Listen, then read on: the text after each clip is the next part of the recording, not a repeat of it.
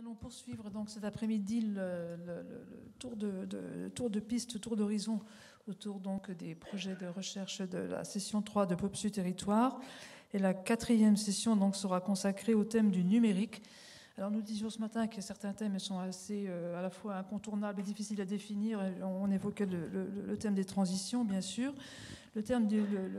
L'enjeu du numérique dans les petites villes et dans la ruralité n'est pas moins incontournable, n'est pas moins difficile à cerner.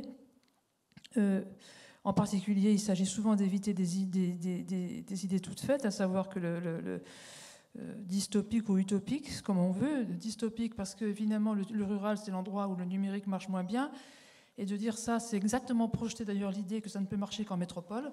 Donc c'est une espèce de modèle métropolitain à l'envers.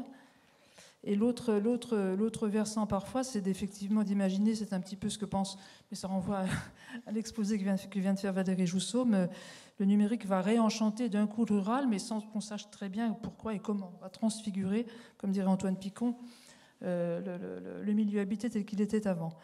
Alors c'est un sujet qui a émergé dans les propositions de projets donc, remises à la session. Il y a eu très, très nombreux projets parlant du numérique, et donc nous allons observer, étudier, écouter les chercheurs qui ont travaillé sur 2 projets retenus dans cette session. Le projet autour de la petite ville d'Arvieux, 813 habitants, et la ville de Digne-les-Bains, plus grande, 16 000 habitants. 2 villes donc, qui ont fait le pari effectivement d'utiliser le numérique comme un moyen de redéveloppement et de transition. Et donc je vais demander de nous rejoindre les équipes de recherche, parce que je crois que les élus n'ont pas pu venir. Donc Alessia de Biaz, que nous avons tout à l'heure, bonjour, donc, qui a donc piloté l'équipe du projet de recherche d'Arvieux. Et Raphaël Besson et Julien Maisonas, chercheurs associés au projet de recherche mené à Digne-les-Bains.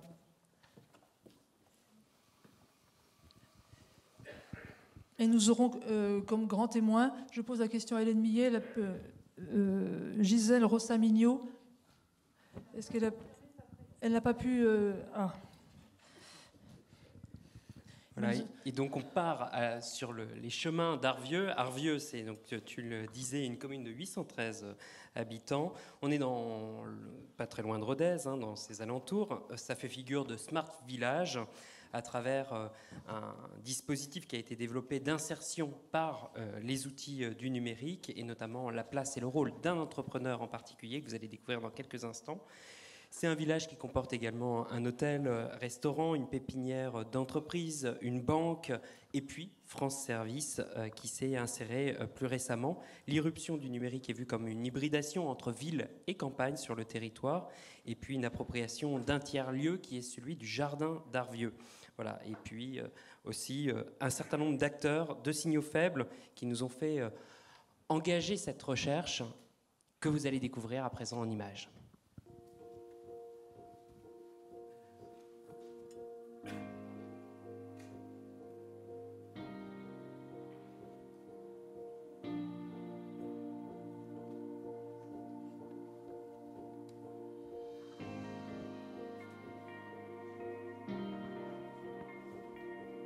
Nous sommes à Arvieux, petit village de 800 habitants, à 30 km de Rodez, qui est la ville principale de l'Aveyron. Ce qui est particulier pour Arvieux, c'est une zone classifiée en zone de revitalisation rurale. C'est un territoire qui a perdu pendant de longues années énormément d'habitants. On est passé des périodes de l'avant-guerre où il y avait 1000 habitants à des périodes où il y avait 500 habitants. Donc c'est un territoire qui se transforme. Et donc dans les années 2000, il y a des jeunes qui arrivent dans le village avec un projet d'une petite entreprise dans les numériques à Arvieux et qui commence quelque part à faire un peu renaître un village qui était un peu en décroissance et qui aujourd'hui est un peu croissante. On calcule depuis 2016 55 nouvelles familles qui sont arrivés ici, donc une centaine de nouveaux habitants, qui est quand même significatif pour un petit village de 800 habitants. Donc on a voulu aller voir qu'est-ce qui se passait dans ces territoires ruraux. Est-ce qu'il y avait des modèles urbains qui se déplaçaient en milieu rural, ou est-ce qu'il y avait des spécificités particulières à l'innovation à la campagne? On part du numérique pour observer d'autres choses. Donc globalement, ce qui nous intéresse, c'est un peu qu'est-ce qu'il en est aujourd'hui de la ruralité contemporaine. Bonjour à tous. Déjà, j'avais besoin de faire un tour de table sur quelles outil email vous utilisez chacun d'entre vous, sachant qu'il y a plusieurs pratiques à l'AETIS. Donc je vais faire le tour de table. L'AETIS, c'est une entreprise en fait, qui s'est créée en 1998 avec 3 amis. Et donc c'est une entreprise qui fabrique des sites web et des applications online. Quand on est arrivé à Arvieux, en fait, avec mes meilleurs amis, on a dit oui, on veut avoir un projet de vie en milieu rural, dans des petits villages. On a envoyé une lettre à toutes les mairies du canton et Arvieux a répondu. Et donc, il y avait un bâtiment disponible, l'ancien couvent, une vieille bâtisse. Il leur a été proposé donc, des salles pour 2 ans, gratuitement, pour monter leur projet. Et petit à petit, ils se sont installés donc, à Arvieux. En 2000, on a dit, OK, il nous faut du haut débit. On s'est intéressé à une technologie, le satellite, la connexion très haut débit par satellite. Ça coûte assez cher, donc pour l'entreprise, c'est dur. Mais on se rend compte que dans ce bâtiment, il y a des salles libres et que nous, on a des ordinateurs qu'on n'utilise pas. Et que tous les gens autour, ils n'ont pas d'accès Internet au début. On va voir la mairie, on dit on peut faire un projet ensemble. C'est que nous, on donne nos ordinateurs et on crée un club où les gens vont pouvoir venir faire une sorte de cybercafé, apprendre, s'apprendre les uns des autres. Et on va aussi faire des formations dans le monde agricole. Ce qui nous intéresse davantage, nous, dans la recherche, ce n'est pas tant la trajectoire de cette entreprise, mais c'est plutôt la relation entre un petit village et les acteurs plutôt supra-communaux, donc que ce soit la région, le département ou encore l'État. Ce qui est intéressant pour nous dans la recherche, c'est qu'Arvieux, c'est un village qui s'est fait un peu toute seule, grâce à des maires plutôt visionnaires, et aussi cette petite entreprise qui s'est vraiment positionnée un peu comme un développeur du territoire. C'est vraiment un jeu entre acteurs publics et acteurs privés qui s'est fait à Arvieux très fort. Et donc la plupart des projets ont commencé comme ça, des bricolages qui ont coûté 0 € et qui ont fini par devenir soit des projets publics, soit des projets privés, soit un peu des deux. Donc ici par exemple, le tiers-lieu, c'est un projet public-privé parce qu'il fallait résoudre un problème, comment fixer des entreprises à Arvieux durablement. Bon ben voilà, on a dit on va essayer de créer une filiale d'entreprise, un espace de coworking, il y a 90% de chances que ça ne marche pas. Bon, on va tenter. On se trouve dans ce qu'on appelle ici le jardin d'Arvieux. Donc c'est ce tiers-lieu qui rassemble différents espaces, différents services autour de ce parc, de ce jardin. Du coup, il y a des salles de réunion et d'activités, il y a la médiathèque, Cyberbase et Maison France Service pour tout ce qui est service à la population. Il y a ce grand bâtiment, c'est l'espace de travail partagé où il y a presque une trentaine de personnes qui travaillent en coworking ici. Et puis là, juste derrière moi, il y a la salle des tilleuls qui est une salle en gradin qui peut accueillir un peu plus de 100 personnes et qui permet d'accueillir des séminaires, des formations, des spectacles. Ce qui est intéressant dans le rôle du tiers-lieu dans le village, c'est qu'il devient aussi un espace de rencontre entre nouveaux habitants et anciens habitants, si on peut les appeler comme ça. Il y a une dimension très conviviale, il y a différents types d'activités qui se passent, il n'y a pas que des bureaux, et donc cela permet un peu à ces deux populations de se croiser. Alors voilà, Internet se lance, donc on va taper le nom du programme qu'on va utiliser, c'est-à-dire LibreOffice. Moi, je tape un peu partout, mais j'y arrive, mais avec du temps. C'est comme ça qu'on apprend aussi. Oui. Au préalable, les habitants d'Arvieux étaient tournés vers la production, l'artisanat, le travail de la terre. Et le numérique, il apportait justement des personnes avec des profils différents. Ça a continué une tradition d'ouverture. Ça, c'est l'équivalent de Word, ça, c'est l'équivalent d'Excel, celui-ci de PowerPoint. Ça a permis aussi de professionnaliser ou de donner l'accès à certains commerçants aux outils du numérique. Donc créer un site internet, comprendre davantage la vente en ligne. Il y a aussi des initiatives comme les locomotivés qui donc permettent à des personnes de faire leurs commandes en ligne qui sont ensuite livrées auprès des personnes. Donc il y a un côté valorisation, un côté accompagnement commercial, en tout cas accompagnement de l'activité commerciale, et puis un côté, je dirais plutôt, acculturation numérique. Salut. Salut Vincent. Ça va? Merci. Ça va. Pour Locomotivé, on organise la distribution de paniers de produits locaux. Donc le principe, c'est qu'on utilise l'outil Internet pour à la fois que les consommateurs puissent passer leurs commandes chaque semaine et pour que côté producteur, ils puissent eux-mêmes gérer leur stock. Et l'idée, c'est que nous, en tant qu'association, on s'occupe de tout ce qui est, par exemple, volet communication, volet logistique.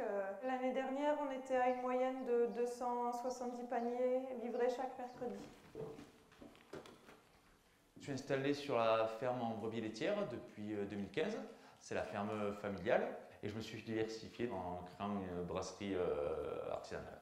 C'est avec les locaux motivés qu'aussi j'ai pu avoir l'idée de développer un peu ça. Je voulais faire quelque chose en plus que les brebis, et donc savoir déjà qu'il y avait au moins une manière d'écouler, c'était aussi un plus. Ouais. Et ça permet à la fois de toucher des consommateurs, des voisins, y compris qui, c'est plutôt que de prendre rendez-vous à la ferme, parce que je n'ai pas de permanence, en fait ils commandent sur Internet. Et puis après d'être un peu sur le Grand Rodez aussi, voilà. On pourrait croire qu'il peut y avoir une certaine distance entre un monde numérique et un monde agricole. Ce qui était très significatif ici, c'est qu'il y a toujours eu un effort pour créer des ponts entre les deux. Un exemple, c'est aussi des filières agricoles qui essayent de se réinventer, qui essayent de passer au bio, qui essayent de faire de la vente de proximité locale. Et donc il y a aussi des stratégies agricoles, une transformation aussi du monde agricole qui se fait et qui risque d'être invisibilisée par cette rhétorique très pesante sur le numérique. Bonjour. Bonjour Guy. Comment allez-vous? Vous aussi? Ça va. Il y a des choses qu'on aimerait vérifier avec toi. Certaines maisons, si c'était vraiment des résidences secondaires, et d'autres maisons qui étaient abandonnées.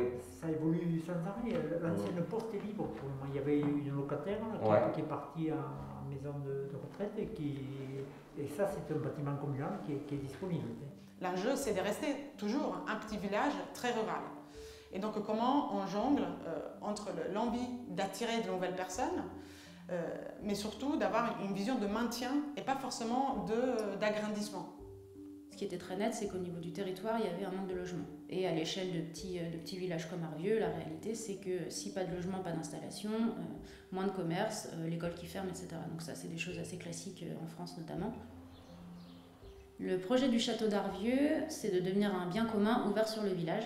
Et l'idée, c'est vraiment de venir s'inscrire dans cette dynamique-là, de passer d'un bien privé à un bien commun avec des jardins partagés, de l'hébergement, pour des gens ici qui en auraient besoin, mais aussi pour des gens touristes ou autres.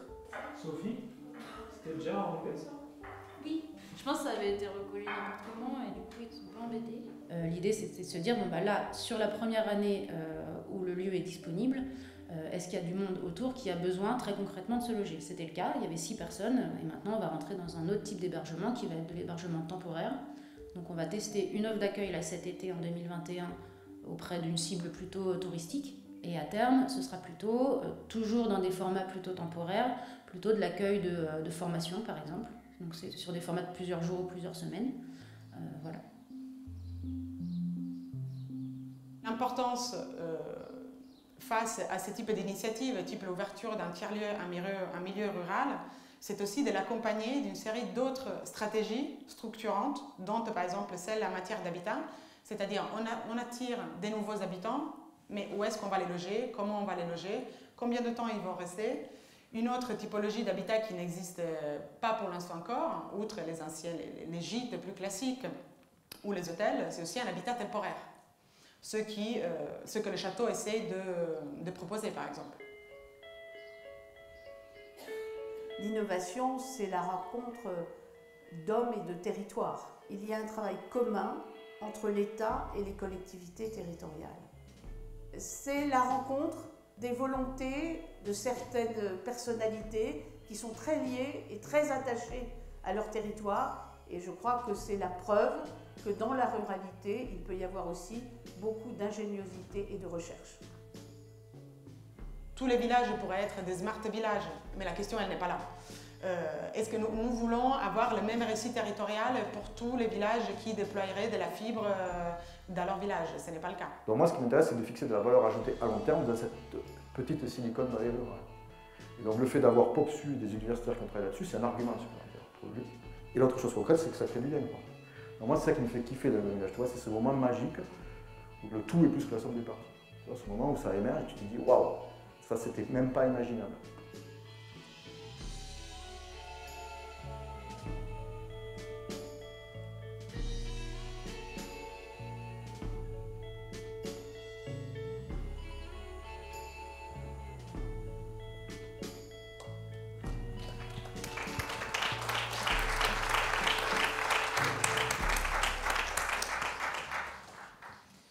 Donc nous commençons cet après-midi avec une belle histoire, l'histoire d'Arvieux, et en particulier qui procure quelque chose de très intéressant à une anthropologue comme Alessia de Bias, c'est de pouvoir examiner le fonctionnement d'un tiers-lieu sur 20 ans, enfin voilà un équipement dont on parle tous, mais là une antériorité.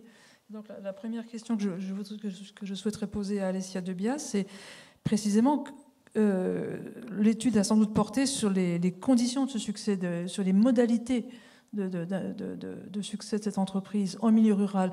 Moi, ça me fait penser, de la même manière, je vous rappelle que la chaîne du froid, c'est dans le milieu rural qu'elle a commencé. C'est il y a 60 ans. C'est parce qu'on avait su greffer une technologie avec l'économie rurale que la chaîne du froid s'est installée en France. Et ça fait, je sais pas, la comparaison me paraît peut-être pas intéressante, mais en tout cas, je te la soumets. Voilà.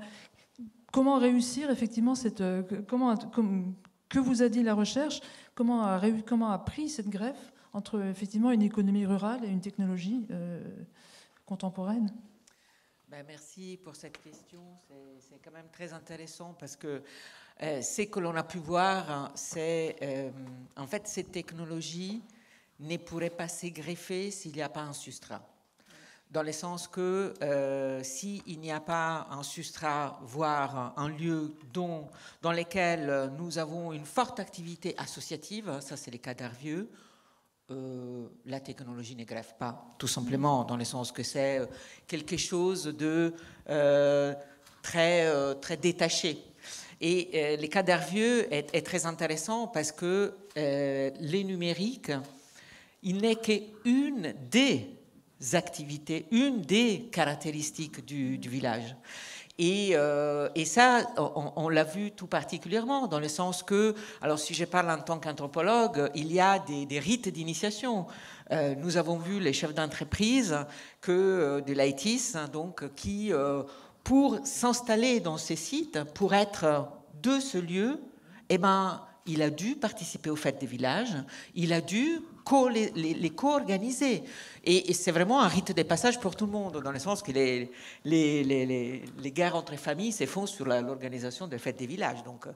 Et lui-même, il a joué à ça. Et donc, il a joué, mais dans le sens, il a organisé, il a participé, il a fait en sorte que tout cela persiste. C'est-à-dire, l'intelligence, si vous voulez, de ces sites, c'est le fait que le numérique ne va pas s'imposer. Il va contribuer, il va collaborer. Il va pas faire changer l'histoire de ce lieu. Il veut juste contribuer à la faire avancer avec des nouvelles possibilités. Mais voilà, ce n'est pas un modèle qui substitue l'autre. Voilà, c'est ça qui est intéressant. Et de ces points de vue-là, il faut les comprendre. Comme le numérique, par exemple, a produit une boule de neige pour toute une série d'entreprises à l'intérieur du village, voire on les a vus, les nouveaux agriculteurs bio, la ferme, etc. Les produits les locomotivés, etc. Mais aussi d'autres projets qui ne sont pas forcément liés au numérique. C'est ça qui est intéressant. C'est-à-dire que les numériques, Arvieux, ne produit pas que du numérique.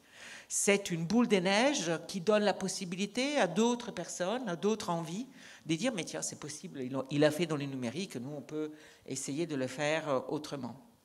Donc, le numérique n'est qu'une des caractéristiques. C'est ça qui est, au moins, c'est un peu la leçon que l'on a retenue et qui doit nous interroger aussi sur les rôles que l'on donne au numérique en tant que modèle aménageur, par exemple. Voilà, c'est ça.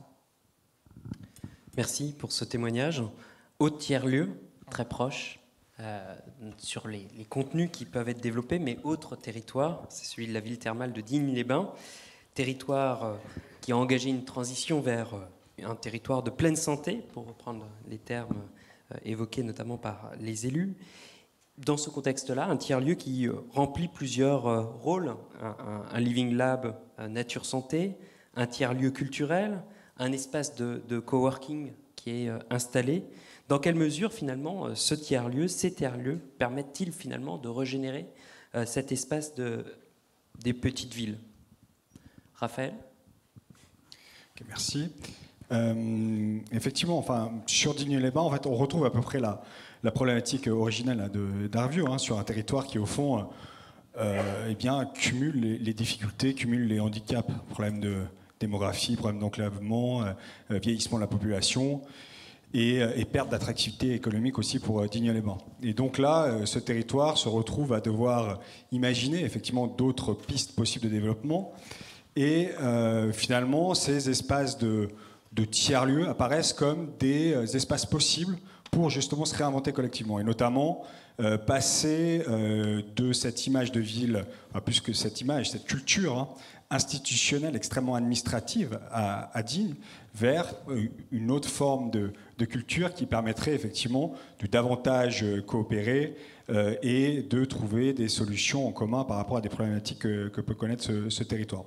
Donc si vous voulez, pour Digne, c'était d'abord ça, c'est-à-dire trouver au fond des espaces permettant à la fois d'identifier des ressources latentes qui ne rentrent pas dans le spectre de l'institution, permettant d'activer ces différentes ressources, créer ces espaces de rencontre.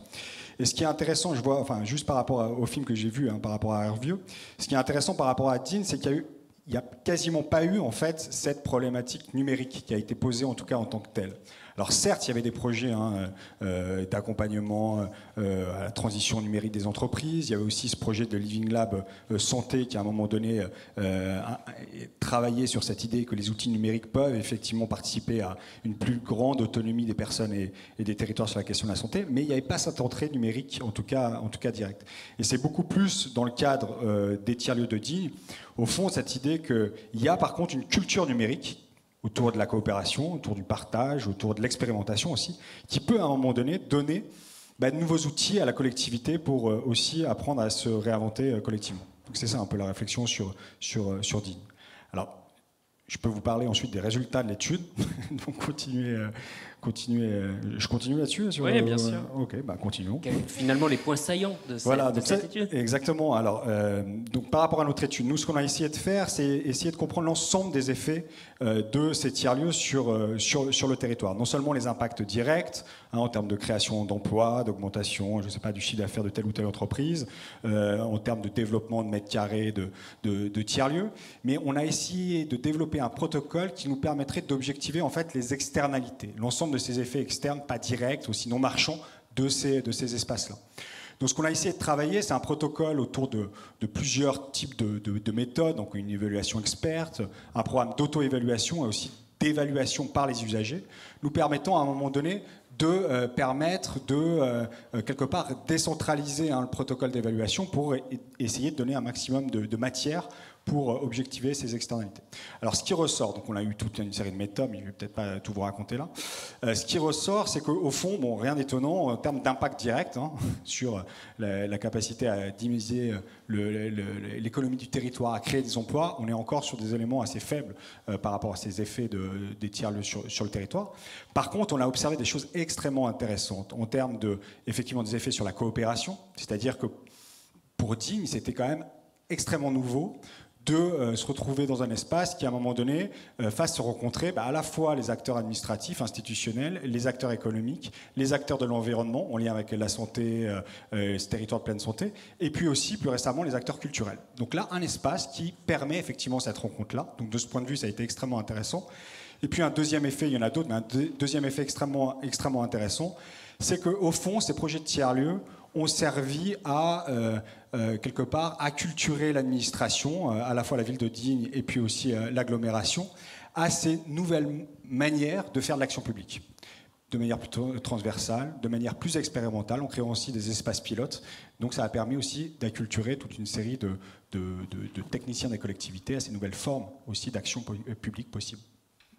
Merci. Effectivement, les élus ne sont pas là, donc là vous avez pu parler à la place des élus, et je vous en remercie. Mais je vais demander aussi à Alessia Debias de parler à la place de l'élu d'Arvieux, parce que pour nous expliquer la démarche qui était la leur, parce que si j'ai bien compris, le tiers-lieu d'Arvieux, il a traversé plusieurs mandats. Or, il est coporté par le public et il est coporté par les élus. Donc, comment, effectivement, qu'est-ce que tu peux nous dire de la manière dont un projet, effectivement, sans racine dans son portage par la collectivité, d'une mandature à l'autre, parce qu'on hérite. Ben oui. Ben, donc ça nous a vraiment surpris, parce que l'on voit souvent que voilà, des projets de ce type peuvent justement finir. Avec un mandat. Et c'est dont on s'est aperçu, mais ça on l'a vu aussi. Oui, pas d'ailleurs qu'on arrête, mais parce qu'on arrête de les porter. Simplement. Ben oui, bien sûr, il manque la personne. Le manque d'énergie fait que ça ne continue pas. Et ce qu'on a vu et ce qu'on a tenté dans les séminaires de co-construction, c'est qu'on a invité tous les maires, justement, qui avaient porté le projet, et tout le monde a joué le jeu. Et nous, on était vraiment surpris, dans le sens que ce sont des maires qui, on parle toujours d'un village de 800 habitants, mais quand même, qui n'ont pas du tout les mêmes visions, voilà. Mais c'est un projet qui existe, et c'est un projet qu'ils ont envie de faire poursuivre. La question, c'est, moi j'aimerais bien retourner juste en avant sur la question du tiers-lieu, parce qu'il est intéressant de voir pourquoi au bout d'un moment ils l'ont appelé tiers-lieu.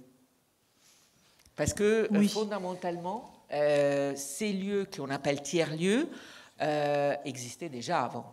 Dans le sens que il y avait un lieu dans lequel les gens faisaient des choses ensemble, voilà, ça existait. Mais Arvieux, étant vraiment un petit village, n'est sorti dans aucune carte. Dans le sens que ils ont essayé à plusieurs reprises à demander des fonds pour implanter, pour essayer de rentrer un peu dans des logiques plus institutionnelles, mais ils n'arrivaient jamais. Parce qu'ils n'étaient jamais les cadres, ils n'avaient jamais les cadres. C'est pas le bon mot. Oui. Et donc, ils ont dit, mais tiens, le lieu qu'on a déjà, on peut l'appeler tiers-lieu.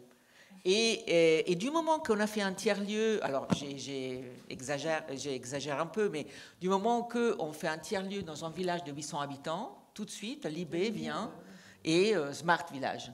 Donc, cette question, c'est très intéressante aussi, c'est-à-dire que ce n'est... Alors, je ne le dis pas parce que ce n'est pas vrai qu'il existe un tiers-lieu. Il existe, il fonctionne, ils ont vraiment... C'est un lieu qui est hyper investi par les deux typologies des populations, c'est le monde rural qui n'est pas du tout lié au numérique, et toute une série de personnes qui sont d'une autre génération aussi, et qui sont très liées à ces numériques.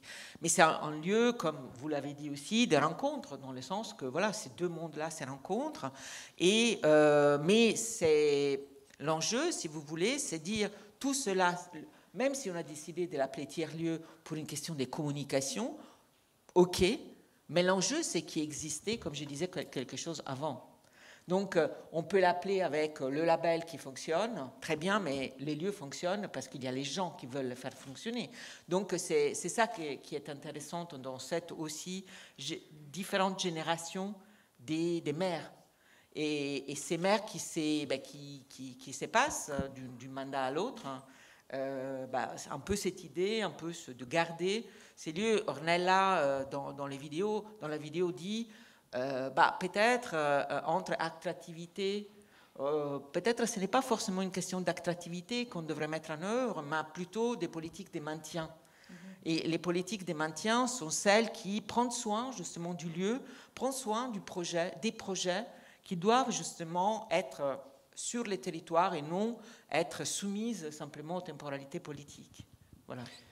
Alors il y a une autre notion qui est développée d'ailleurs en miroir par Digne-les-Bains, et je me tourne à présent vers Julien Maisonas, vous êtes un maître de conférence, c'est celle de l'entrepreneuriat de territoire, qui est une notion que vous avez très largement décrite dans le cadre de ces travaux de recherche. Est-ce que vous pouvez nous expliciter la question ? Alors l'idée sur Digne-les-Bains, comme Raphaël l'a rappelé, c'est de faire une transition sur un modèle de développement reposant principalement, et depuis la Seconde Guerre mondiale, sur la cité-préfecture, avec un grand nombre de services publics. Avec l'évolution des politiques publiques, l'évolution des développements économiques, il y a une évolution stratégique qui a été faite, et de dire on va essayer de développer l'entrepreneuriat. Et pour ça, il y a un principe de réalité. On va avoir du mal à attirer un grand groupe international qui tout du moins, s'il vient dans le même département, il irait plutôt dans le Val de Durance pour être accessible par l'autoroute, la voie ferrée, etc. Mais, donc, à partant de là, le raisonnement était de se dire, essayons plutôt d'encourager, de favoriser l'entrepreneuriat local, en partie aussi l'entrepreneuriat social, donc social et aussi collectif. Donc là, c'est une définition par l'associatif, mais donc soit du lucratif, soit de la lucrativité limitée, et donc de donner des cadres donc avec l'espace de coworking et d'accompagnement à la création d'activités. Donc là aussi, il y avait une commune ce matin qui a été, c'était l'ODEF, championne de la labellisation. Digne à ce niveau-là est assez forte, donc il y a aussi donc cœur de ville, territoire, fabrique de territoire et plusieurs dispositifs de ce type-là. Et donc le but, c'est de réussir à accompagner des personnes qui, alors soit sont éloignées de l'emploi, mais les accompagner sur une logique de retour vers l'emploi et éventuellement l'emploi salarié, et aussi de pouvoir accompagner des personnes qui pourraient être en lien avec la chambre des métiers, chambre d'agriculture, de ce type-là. Et c'est en lien avec les autres tiers-lieux, donc le tiers-lieu culturel, là aussi il y a des logiques de professionnalisation des acteurs culturels à terme, puis le territoire pleine santé et le tiers-lieu santé, là aussi de permettre à... Alors, le mythe, pour reprendre un terme qui a été entendu, ça serait de réussir à créer un écosystème qui fonctionnerait, non pas fermé sur la ville de Digne ou sur l'agglomération, mais de faire de Digne un endroit qui puisse être test, où des artisans puissent venir proposer des adaptations pour permettre le maintien à domicile, et que des personnes, des aidants ou des personnes ayant besoin de ces services puissent tester dans le lieu. Si je peux me permettre deux remarques, c'est ce qui ressort de notre étude, c'est le rôle du collectif, comme Raphaël l'a dit, et l'objectif a été d'essayer de doter les partenaires, les tiers-lieux, l'agglo, d'un outil, à travers un outil d'évaluation, d'un outil de comment réussir à faire ensemble, comment co-évaluer. Et comment co-évaluer, c'est aussi comment co-concevoir le résultat. Qu'est-ce qu'on attend? Qu'est-ce qu'on va faire? Et il me semble que ça fait écho directement à la présentation de Madame Joussaume sur la transition. Il y a cette place, ce rôle du collectif qui est à l'œuvre, et du coup une socialisation sur les dynamiques collectives et non pas les dynamiques entrepreneuriales, individuelles, plus classiques de la modernité, donc pour reprendre les termes de Madame Joussaume. Et l'autre point, je pense que ça devrait vous faire plaisir, particulièrement, c'est le fait de cette étude-là a permis de renforcer les liens aussi avec l'IUT d'Aix-Marseille, qui a une antenne sur la ville de Digne-les-Bains, et où j'interviens en tant que professeur. Et la recherche qui a été financée grâce au POPSU a permis de faire un point d'ancrage pour développer, on est au moins 6 ou 7 projets différents suite à cette étude-là, que ce soit dans le cadre de la recherche scientifique ou dans le rapprochement avec des travaux étudiants. Et toujours en bottom-up, toujours dans cette préfecture napoléonienne. Et alors là, je vais garder un élément de réserve, mais il y a des dynamiques multiples au sein de l'agglomération. Merci beaucoup pour toutes ces interventions.